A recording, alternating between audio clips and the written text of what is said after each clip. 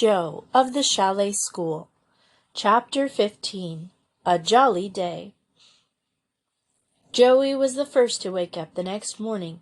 They all three slept through Gertlieb's brisk sweeping and polishing of the passage floor, the sounds of Herr Minch's rising, the tap-tap of the girls' feet as they hurried about helping their mother.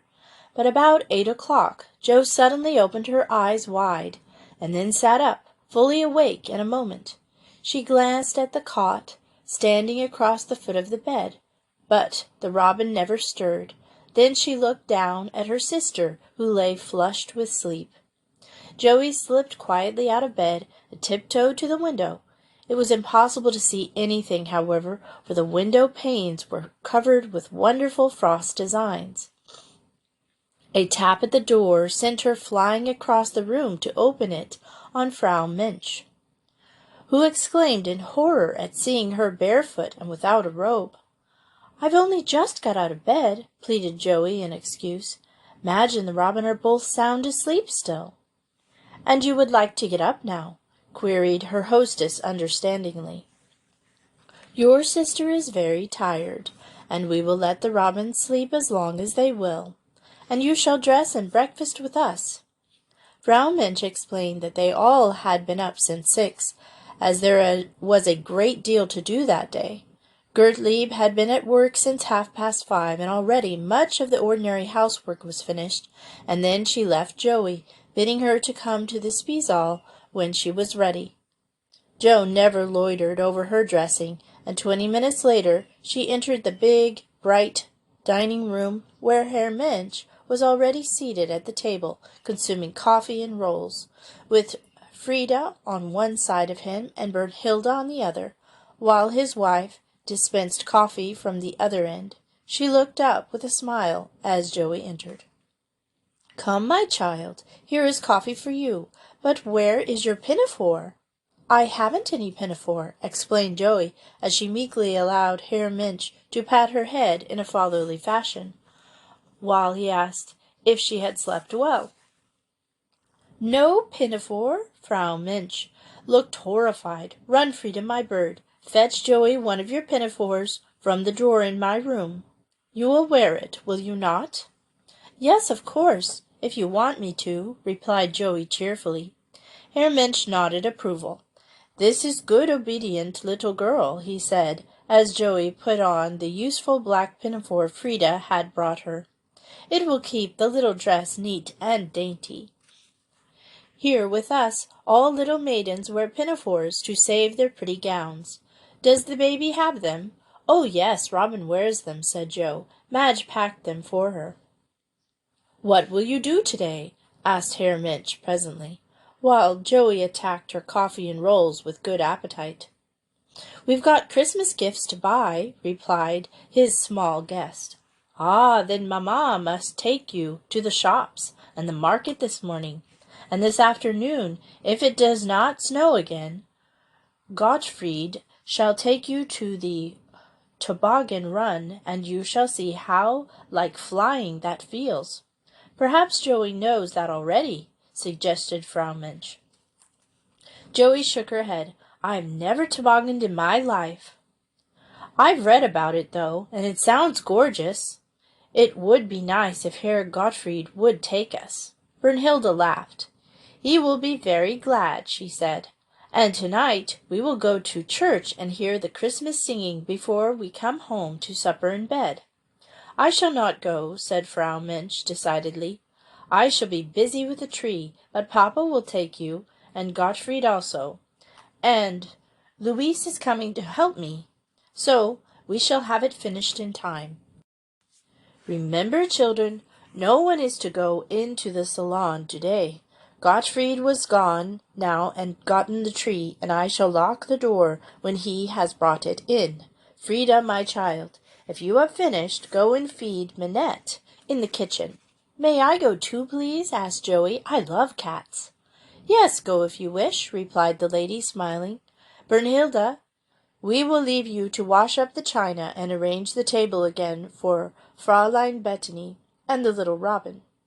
Then she bustled off to see about Mettejensen, while Joey and Frida trotted into the kitchen to feed Minette, who was a magnificent tabby cat, with a white dicky and white boots. Gertlieb smiled at them, and she never seemed to do anything else but smile. But she went on steadily with her work. There was a great deal to do today, for all the mince pies which would be eaten tomorrow had to be made, and Frau Minch had suddenly been seized with a fear that there would not be enough sausages, so there were more to be prepared, and Gertlieb must work if she wanted her 2 hours in the afternoon, and then she could go to the market and buy gifts for the little brothers and sisters at home. When Minette's wants had been satisfied, Joey returned to the bedroom, where she found Madge was still sound asleep, though Robin had roused and was sitting up in bed, with her curls all on end. At sight of Joey, she put her finger to her lips. "Shush! We must not talk, for Tante Marguerite sleeps yet." Joey suggested that Robin should get up. "All right," agreed Robin, beaming at the suggestion. She was hungry. Quietly, Joey managed to get the small girl into her clothes and brush the short curls. She managed to remember one of the pretty embroidered pinafores, which the Robin always wore to keep her frocks tidy. Robin never uttered a word till they were safely out of the room, and then she turned wide-eyed on her new nurse. "I have not seen you to wear the pinafore till yet, Zoe," she said, curiously. "Why do you wear them now?" "Frau Minch told me to," replied Joey, glancing down at herself. "Come on and have breakfast." Frida had brought in a little tray with a big cup of milky coffee and rolls and honey, all ready for the Robin, who sat down and demolished 3 rolls with gusto. "I feel more full," she said with a sigh, as she finished the last. Joey smothered a laugh. "You mustn't say things like that, Robin," she said. "Why?" demanded the Robin, as she rubbed her sticky fingers on her bib. "'Cause it isn't polite." Frau Minch, who had just taken her 3rd guest breakfast into her, returned in time to hear the admonition, and smiled broadly, for she understood a little English, though she could not speak it.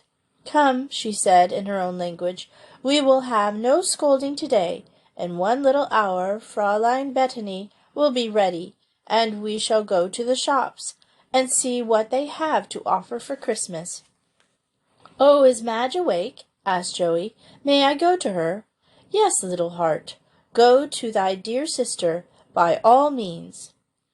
Joe darted out of the room and across the bedroom, where Madge, wrapped in her pretty yellow jersey, was sitting up in bed, eating her breakfast.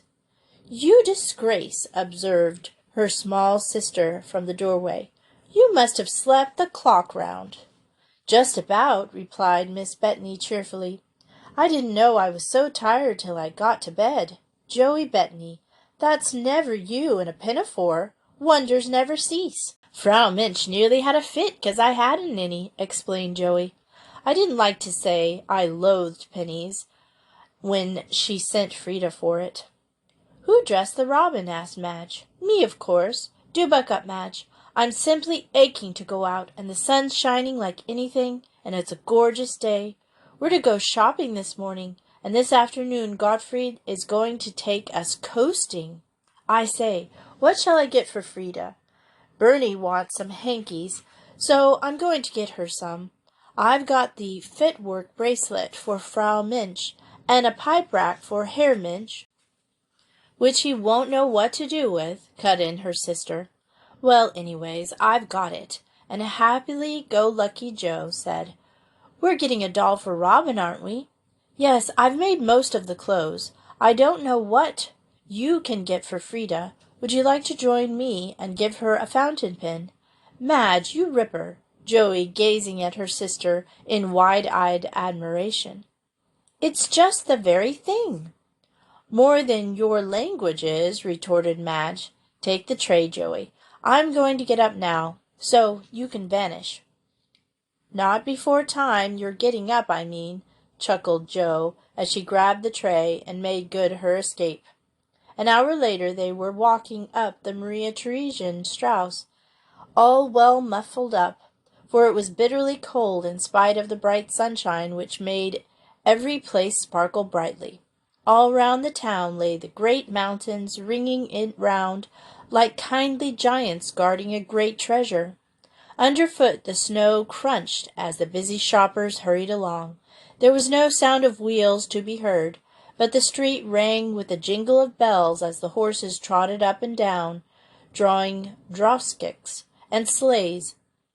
The shop windows were brightly decorated, and there was a general atmosphere of goodwill and merriment. Frau Minch undertook the change of the Robin for half an hour. A meeting-place was appointed at a café in Landhausstrasse, where they would drink chocolate at 11:30. Madge and Joey spent a pleasantly exciting time, making their money go as far as possible. Joey contrived to slip off by herself for a few minutes and rejoin her sister with a certain little parcel in the inside pocket of her coat. A beautiful doll was chosen for the Robin, and Frida's fountain pen and Brunhilde's handkerchiefs were bought. Madge added an embroidered tobacco pouch for Herr Minch and a dainty little collar for his wife. They had to run to be in time for the others, and arrived flushed and panting with laughter and haste at the café, where Robin's enormous importance proved that she had been shopping too. "We must hasten," said Frau Minch, "for there is so much to do, and this afternoon some of us go to ski." "Ski!" gasped Joey delightedly. "Oh, Frau Minch, not really?" Frau Minch laughed. "But yes, my Joey, why not?" "Oh, I never thought we would ski." Joey's voice and face were both filled with rapture at the bare idea. "I thought you had to go to Switzerland or Norway to do that." "But why not here?" demanded Brunhilde. "We have deep snow and mountain slopes, and strong frost, so we ski." "Well, I think it's gorgeous," sighed her junior. "Better even than coasting." The Austrians laughed good-naturedly at her joy. Madge was hardly less excited at the prospect, and Robin didn't understand what it was all about, but she, too, was thrilled.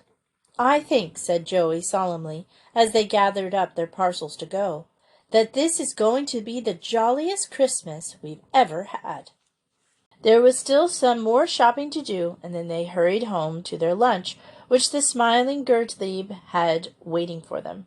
Joey could hardly bear to sit through the meal, she was so excited, and Frau Minch half regretted that she had said anything about skiing till later on, as she saw the food left on her plate. "Ah, Mädchen, who wishes to ski this afternoon?" he remarked. "Will eat all her meat also. She will enjoy this potato, and that the gruff old giant gives her." And he laid out on her plate another heaping spoonful of the buttery potato balls. Joey blushed, but she ate what he gave her, much to Madge's relief. When the meal was over, there was a rush to get ready, and then Gottfried and Herr Minch escorted the 5 girls to the place where skiing was going on. It was at their side of the river, only 20 minutes' walk away, and they were at the foot of the slope, which was used for the sport. They stood for a few minutes admiring the graceful swallow-like flight of the experts, and then Gottfried suggested that they should all go to a quieter spot where the 3 novices could make their first attempts. "It looks fairly easy," observed Jo, as the quieter spot was reached. She allowed the young Troilines to strap on her skis, while Herr Minch performed the same kind of office for her sister. "It is Herr Gottfried. Try for yourself," he suggested, as he rose to his full height. "Keep them straight, that is all." "Right-ho!" Joey made a tentative step, then another, then a third. "Oh, this is jolly!" she called back over her shoulder. "Quite easy, too. Oof!" In some mysterious manner, the points of her skis had rushed to embrace each other, and over she went. Brunhilde fled to the rescue. They didn't keep apart, Joey said feebly. Never mind, replied Brunhilde consolingly. That is what one always does in the beginning. Try again. Of course. I'm not going to be done by 2 bits of wood. And whatever it is they're made of, returned Joey calmly. Look at Madge, I say. Look out, Madge. They're crossing. Too late they crossed with that peculiar malignancy that seemed to afflict them when beginners were wearing them, and over Madge went. The robin fared no better, but, like the other two, she persevered, and by 4 o'clock, when the city below them was brilliant with lights, and the short winter afternoon was closing, they could all manage to get along for a fair distance, and Herr Mensch prophesied that in another week's time they would be quite good at skiing. You like it, yes? Asked Frau Mensch, as she welcomed them to cakes and coffee. It's glorious, retorted Joey defiantly. I'm aching for another go. I'm aching too, from a different cause, laughed Madge. Frau Mensch nodded. You must have a hot bath tonight, all of you, and I will give you some liniment to rub on, that you may not be so stiff tomorrow.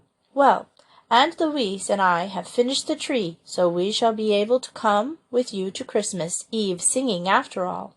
How nice, said Joey sincerely. The 2 ladies looked pleased, and Aunt Louise, a younger and slimmer edition of her sister, said, But that is kind. When do you go? Asked Madge. At 18 o'clock, replied her hostess. We go to the Hofkirche, which lies across the river, so we must not be late. It is in the Berg Graben, and you have surely seen the wonderful tomb of the Kaiser Maximilian I.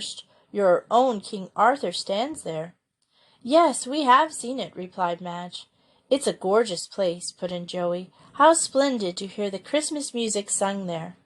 But it is all splendid to you, Joey, laughed Brunhilde, as she offered Joe some tempting cakes, all almonds and honey and cream. Of course it is, retorted Joey, as she took one. I'm having a splendiferous time. I'm so glad, replied the elder girl. Then the conversation turned to the music, and presently it was time to get ready and set out for the Westminster Abbey of the Troll. Chapter 16. Christmas in Innsbruck. Madge, wake up, old thing. It's Christmas morning. Merry Christmas to you. Madge rolled over and blinked sleepily up at the excited face Joey bent down to hers. She had been dreaming of the music they had heard in the great Hofkirche the night before, when the boys' voices soaring up and up in almost angelic melody, and brought tears to her eyes with their poignant sweetness. Then had come to the walk home through the lamp-lit streets across the old bridge, beneath which the frozen river lay silent, and up the much quieter street of the suburbs. Sometimes, as they passed the lit-up windows of houses, guests and melodies came out of them. Through one, where the shutters had been closed, they could catch a glimpse of the Christmas tree, and there floated out of them the sounds of merry voices and cheerful laughter. But this house stood a little girl listening to the happy noise with a wistful face, with a vague remembrance of dear Hans Andersen's little match girl. Joey, the impetuous, ran to her and pressed what was left of her money into the purple hands. Run, she cried eagerly. There are heaps of shops open still. Do go and get something to eat now. Joey spoke in English, but her tone and actions were unmistakable. The child gasped, and then caught the kind little fingers pressing the paper into her own, and kissed them. God bless thee, she cried before galloping off at full speed.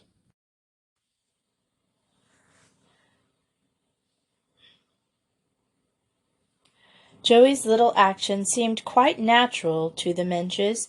Herr Mensch patted the little fur cap with a benevolent smile, and his wife said approvingly, It was well done, my child. The little Christ child will not forget. All this has got mixed up in Madge's dreams, so that when Joey shook her awake, she had to think for a minute before she realized where she was. Then she sat up, shaking back her hair vigorously as she rubbed her eyes. "Merry Christmas, Joey," she said. Then, at length, she had to get her bearings. "Well, where is Robin? Are you awake? Merry Christmas." Robin stood up in her cot. "I give you the greetings of Noel," she said solemnly. "Zoe, do lift me out, please." Joey tumbled out of bed and assisted the little person on to the floor. Robin promptly scrambled up beside Madge and planted a fervent kiss on her headmistress's pretty chin before she trotted over to the stove, where they had put their shoes the night before, so that the Christ child might fill them. Jo was after hers in a minute, and echoed the baby's rapturous cries as she found the little shoe filled with chocolate bonbons and tiny doll. Joey had chocolate too, and a dear little book of saints and heroes, which she had long wanted. "Madge, you gem!" she cried as she opened it and gazed at the illustrations delightedly. "Oh, here's your shoe." "Oh, there'll be nothing in mine," Madge laughed as she took her shoe. She was so surprised. There was chocolate in it, of course, but also a little flat round parcel. She opened it, and there lay a little miniature of Joey, set in a narrow silver frame. "Joey," she cried, "where did you get this?" "Miss Durant did it," explained Jo, through a mouthful of chocolate. "She said I was to give it to you when we were by ourselves, so I thought I'd shove it into your shoe. Do you like it?" "Like it?" Madge's eyes glowed as she looked from Joey to the picture, to the pajamaed figure, and curled up beside her in the bed. "It is just what I was wanting, and exactly like you." Jo considered it with her head to one side. "No one on earth could call me beautiful, could they?" she said, with unexpected wistfulness in her voice. "No," said Madge, truthfully, "they couldn't. You wouldn't be Joey if you were, either. We'd have to call you Josephine." "I hate to think of that. Ooh, Josephine. I always know you're going to rag me about something." "Exactly." Madge's tone was dry. "Well, now you're going to get up and get dressed. Hurry up about it, too." Joey chuckled and tumbled out of bed. "What frock shall I put on?" she demanded presently, as she stood in her short white petticoat, brushing her hair. "My brown velvet?" "No," replied her sister, who was dressing the robin. "You'll find your frock over there on the chair." "Madge!" Joey made 2 wild leaps across the floor, and stood enraptured before the little silky frock of soft, dull green, which lay over the back of the chair. "Oh, what a gorgeous color! Where did it come from?" "Dick sent it ages ago," replied Madge. "Mademoiselle made it for you. Like it?" "It's beautiful." "Put it on," said her sister. "I want to see how it looks." Joey slipped it on and turned round. The little frock suited her. The soft green brought out the faint flush of color in her cheeks. It was very simply made, with a short skirt and a round neck, and the silky material fell in graceful folds, which helped to hide her ankles. Madge nodded. "Yes, you'll do," she said. "Now for your frock, Robin. Here we are." The robin's frock, of the same silk, was a warm crimson, and the holly leaves embroidered round the hem of the skirt, sleeves, and neck in very dark green. Madge had tied up her hair with a big dark green bow, and with her rosy face and velvety eyes she looked like a Christmas fairy. "What have you got, Madge?" asked Joey. "You've got something pretty too, haven't you?"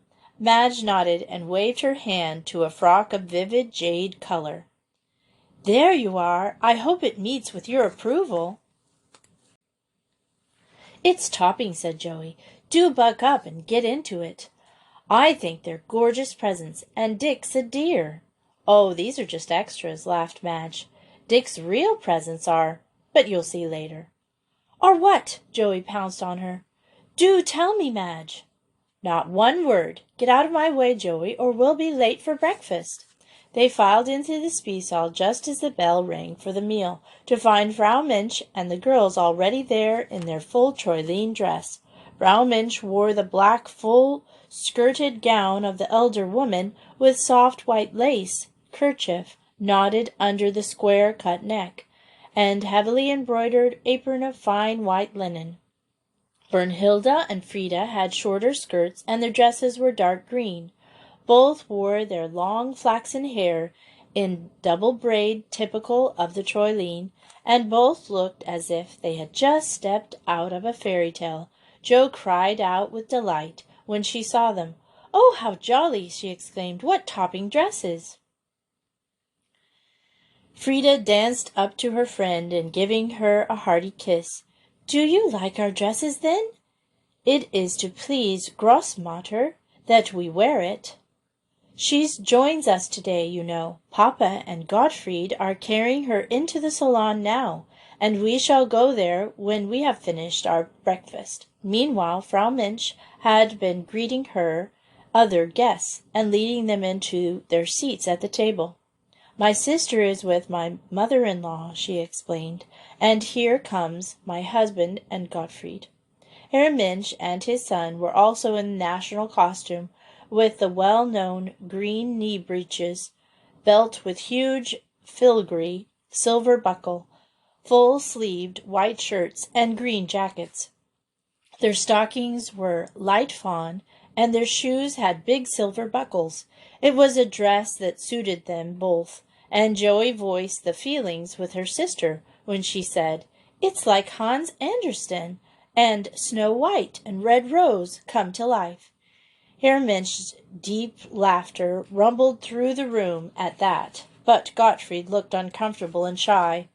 He was not accustomed to being likened to a fairy-tale hero. Luckily, Gertlieb brought in the coffee just then, and so they sat down to breakfast. When the meal was over, the girls helped to clear away, then to tidy the room, after which they went into the salon. "No one must go to that part. We have hung curtains before," said Frau Minch. "That will not be looked at till tonight. But we will sing carols, and Grossmutter will tell us stories of her youth. This afternoon we will hire a sleigh and go for a long drive into the country, in the snow, if the snow has ceased, but now it falls heavily."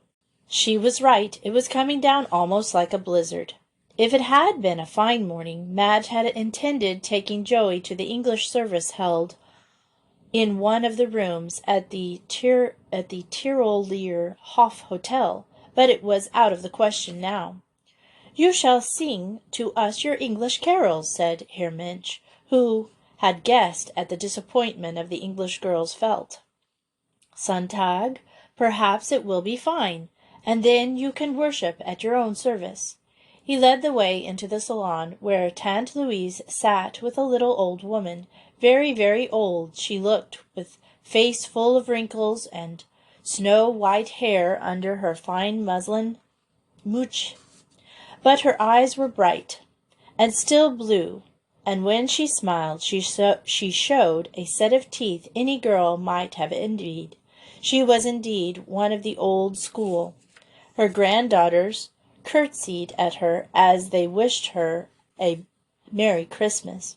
When Brunhilde took Joey by the hand and led her forward, "This is our English friend Josephine Bettany, Grossmutter," she said. Something in the old lady's bearing seemed to impel Joey to curtsy. "She is well-mannered," observed Frau Minch. "Exactly as though I couldn't understand," said Joey indignantly afterwards. "And she has modest bearing." Madge nearly choked over this, but Frau Minch was introducing her, and under the circumstances she felt that she couldn't do better than follow her sister's example, which pleased the old dame enormously. She patted a chair by her side and said, "You may sit here, mein Fräulein." The autocratic Miss Bettany, head of the Chalet School, meekly took the seat assigned to her, and then it was the Robins' turn. Old Frau Minch looked at her with softened eyes. Das Engländchen, she murmured. Then she turned abruptly to Madge. I had a little daughter like that once, she said. Der liebe Gott gave her to me 67 years ago, on this very day. 60 years ago, on this very day, he took her away to spend Christmas in paradise. I pray that you, Fraulein, may never know such loss. My sons are good sons, but I can still hear my little Natalie's baby feet, and feel the clasp of her tiny hand, as I laid her down when she had wished me Merry Christmas for the last time. The robin came up to the old lady's knee. Mamma is in paradise too, she said. Papa is very far away in Russia, but Tante Marguerite looks after me. Perhaps my mamma is playing with your little girl. It may be so, said the old Frau Minch. Sit on that little stool, and I will tell you tales of when I, too, was a little maiden, nearly 90 years ago. Tales of the little girl who lived in Innsbruck. Grossmart told them, too, of one terrible winter spent in Vienna, when the cold was so severe that the wolves came howling round the city walls. We got no winter like that now, she said. It was cold, so cold, and I was not allowed to go outside for fear I should be frostbitten, and the great stoves had roaring fires in them day and night. I can remember old Klaus creeping into my room during the night, and to put more billets of wood into the stove, and coming to pull my blankets closer over me.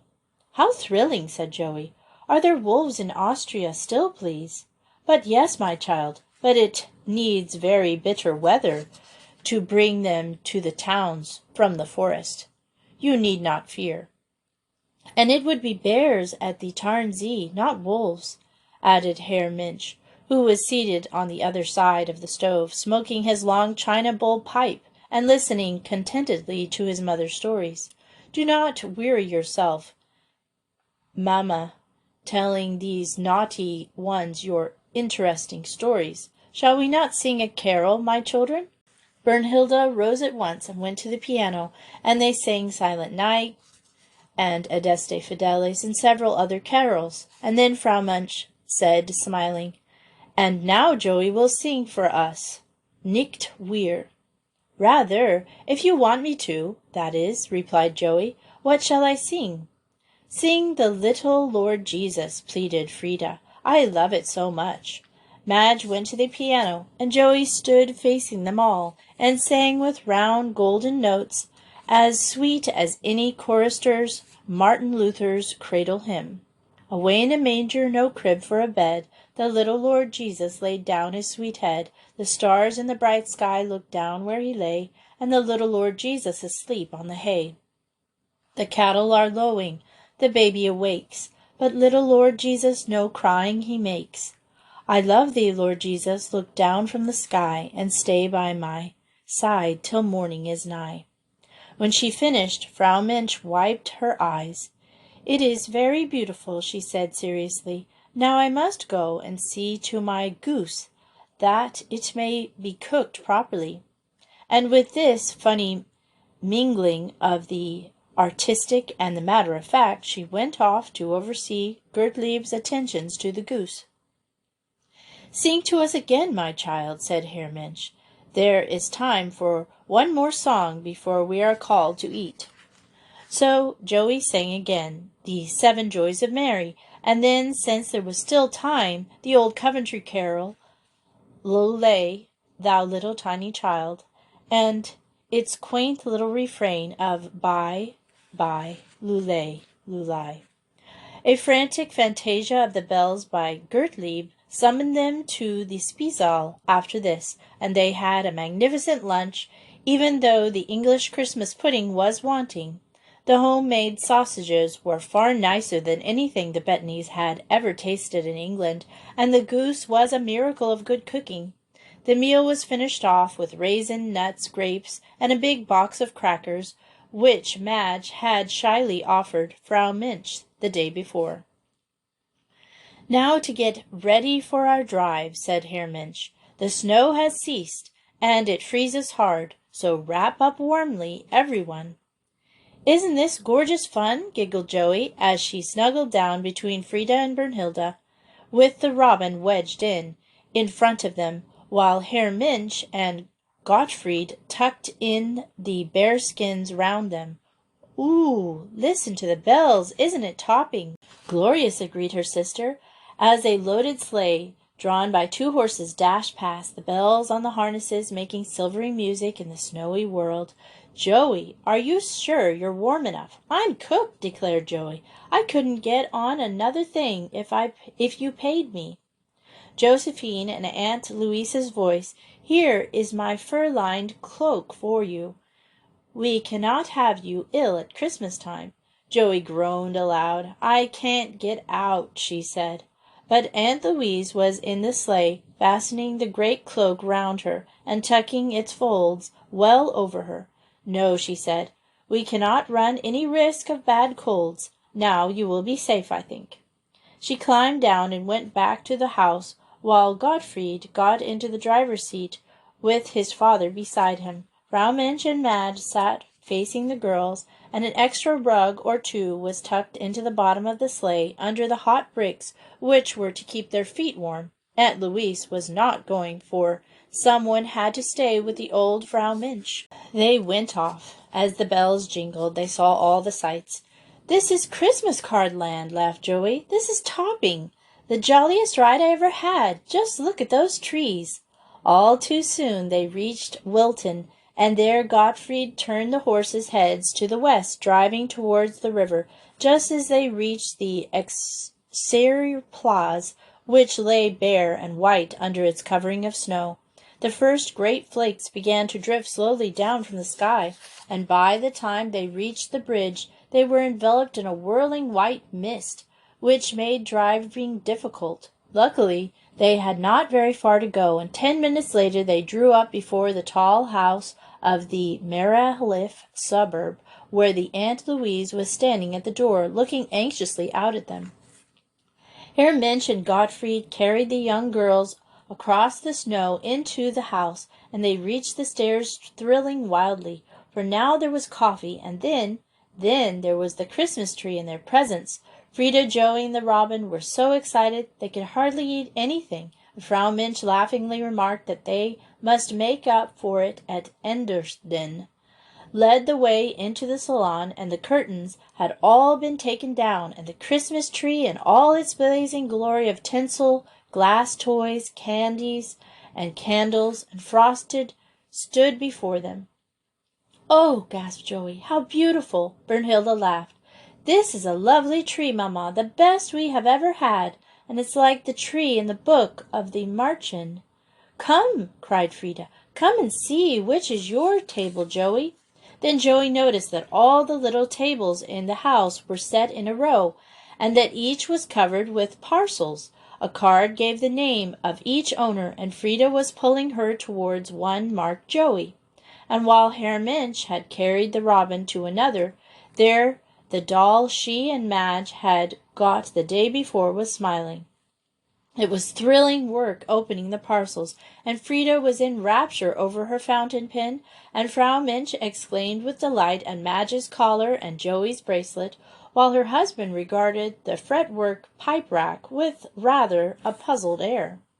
Jo herself found books and perfume and sweets, a kodak, a paint-box, a fountain pen like Frida's. Madge was rejoicing over a copy of Martin Pippin's In the Apple Orchard, and a string of fine amber beads, and the robin sat at the floor cuddling her dolly, and alternating admiringly a set of dolls' furniture and a toy town. It was 9 o'clock before everyone had thoroughly examined everything, and finished exclaiming over it and thanking the givers. But that time supper was ready. When it was over, the robin was carried off to bed by Madge, nodding like a sleepy fairy, while Jo and Frida followed, clutching all their new possessions. When midnight came, the elders went too, and Joey woke up at her sister's switched on the light. "Hello," she said sleepily. "Hasn't it been a glorious day?" "Hush," said Madge, warning, coming over and sitting down on the bed beside her. "Don't wake up the robin." But Joe was asleep once more, and Madge hurried up to join her as she lay dreaming of her Christmas in the Troll.